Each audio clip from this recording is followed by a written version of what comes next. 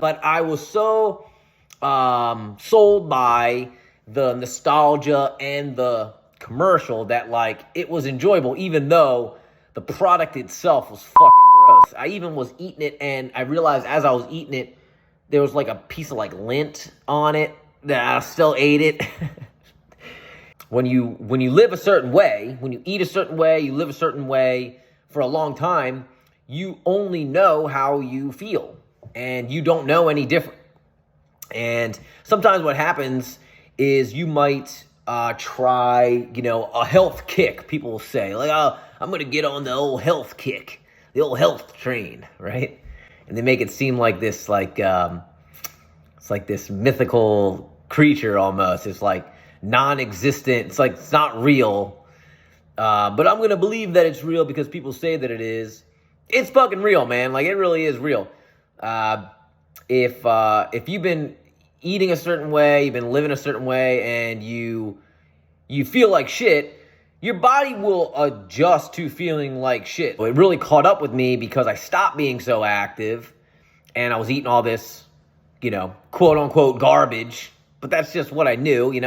It's also a combination of like not knowing, how to eat, or not knowing what things to eat. And it was like, you knew you should eat some vegetables, but you also didn't know how to integrate it and make it into something that tasted good or, presented itself good. And you just didn't want to put the effort into it. And you also, like there's all these things in your head where you think like, you give up before you even start almost because, you think that it's extremely hard and you have to take all this time and effort. And you do, in a sense. But all that time and effort,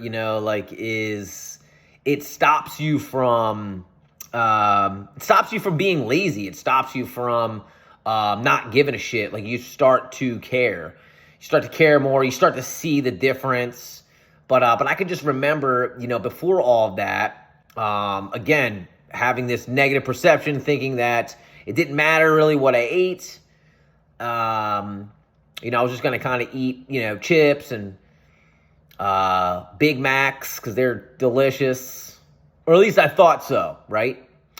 And really, I realized that I was more interested in, and I was more sold by just the advertisement. Like you get sold by the commercial, you get sold by how pretty they make everything look, and how they, the person that's eating is like usually like fit looking, and they never pick somebody who's like fucking dying. But when you do go get that Big Mac, it just doesn't look at all the way that it was advertised to look. But you still eat it anyway because of the commercial. I still see the commercial in my head. Listen, I can remember that this wasn't actually not too long ago. Took my family on a road trip to Louisiana to see some family. And, on the road trip, this was recently. This was within the last few years. So, like, within the time frame of, I knew, like, I had been cooking for myself for years at that point.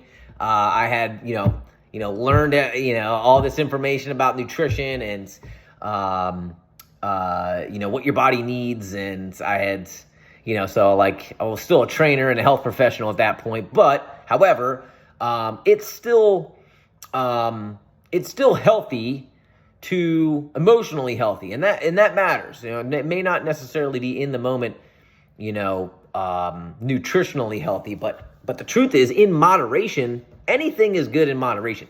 Even things that are terrible are fine in moderation. And even things that are super, super healthy aren't great for you if you abuse it. But nobody dies for fruits and vegetables. Anyway, to my story here, again, take my family on this road trip, and I really was craving, and everybody was craving Arby's. Like Arby's was certainly one of my go-to like fast food chains, and also too, like the commercials were always like good, but at the time, like they really started like pushing the "we have the meats" like slogan and commercial. Now, that is entertainment and also hilarious. And so we have the meats, and they have all these like delicious, looking commercials with this guy, cutting this brisket all beautiful, and it's all delicious. And I get this fucking roast beef cheddar sandwich, and it is fucking gross looking. It had like, it was just gross looking. But I was so sold by the nostalgia and the commercial that like it was enjoyable, even though the product itself was fucking gross. I even was eating it, and I realized as I was eating it, there was like a piece of like lint on it that I still ate it. And it's like you realize, dude, like what am I doing? What am I eating? Now, I didn't get sick or anything like that, but I tell you what, if I ate from, if I started eating at Arby's every day, I certainly wouldn't feel good or, have micronutrient excellence, because that really is the goal. It's not about only strictly eating salads, because trust me, you can ask anybody that is around me all the time, but that's not all that I eat. But I make sure that I eat greens. I figured out the way, especially the way that works for me. It does require some time and effort to recognize that, you need to spend some time preparing. And, but I think you will prioritize anything that you truly care about. And what's funny is that, you don't care about anything physical with yourself until there's a problem. And I think there's a couple of reasons why people do that. And I think one reason, if I think about myself, I would very rarely go to the doctor, unless something was wrong. Like if I knew seriously something was wrong, I wouldn't there's no reason for me to go to the doctor. So if like I kind of have a tummy ache, or a headache or whatever, you just take something for it. Suck it up, buttercup, quit being a bitch. And move on, I would almost, you'd almost hope to throw up or have diarrhea so you can call out of work. And but you realize that those are just signs that something is going wrong. Like, it's like, you can't ignore that stuff. If you can't stop shitting and you can't stop throwing up, then something's wrong with you. So don't ignore that.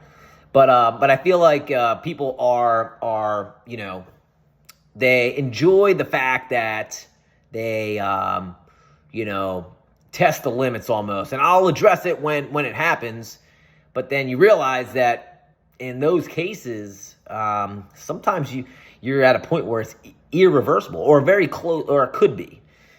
I've read and seen some crazy things happen, where somebody was essentially dying and then they're not dying. They're healthy as fuck, because of changes that they made.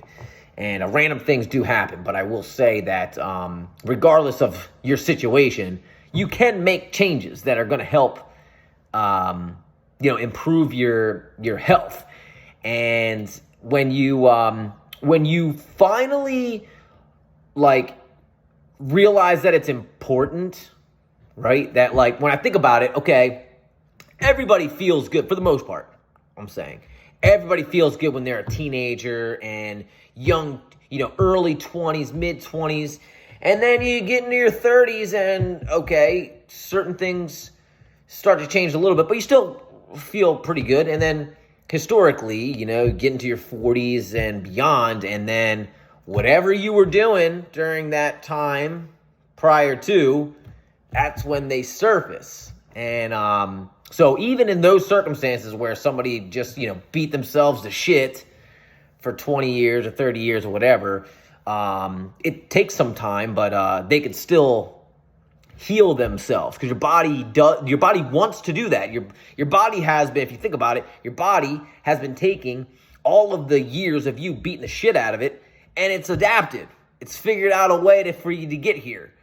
But for you to extend your life, and not just extend your life, Because let's be real. If you're, 60 years old and you're in complete misery because of illness and conditions and, endless doctor's visits, and you just have zero quality of life, well, I can understand why, you don't want to live anymore.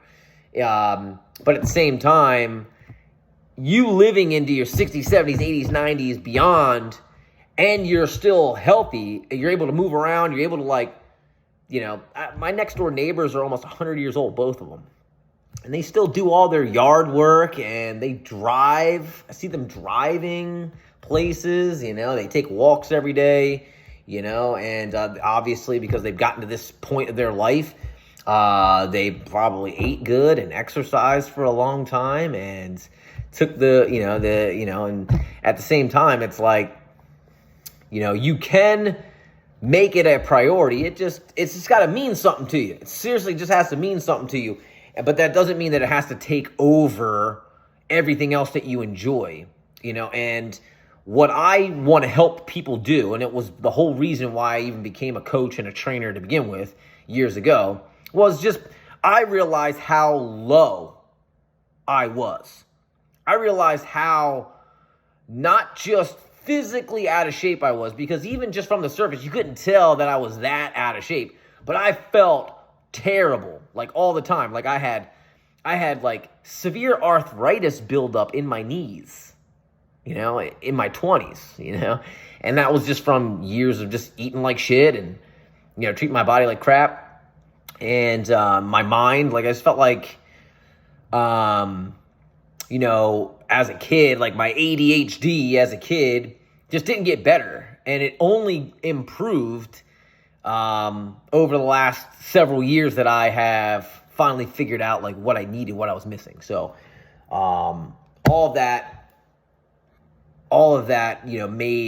made all the changes and made all the difference in myself. And, like the way that I felt at 25, I almost felt like I was 70 years old. And the way I feel at 35, I feel like I'm 20 years old and, at my optimal physical prime. And that is because of, making it a priority.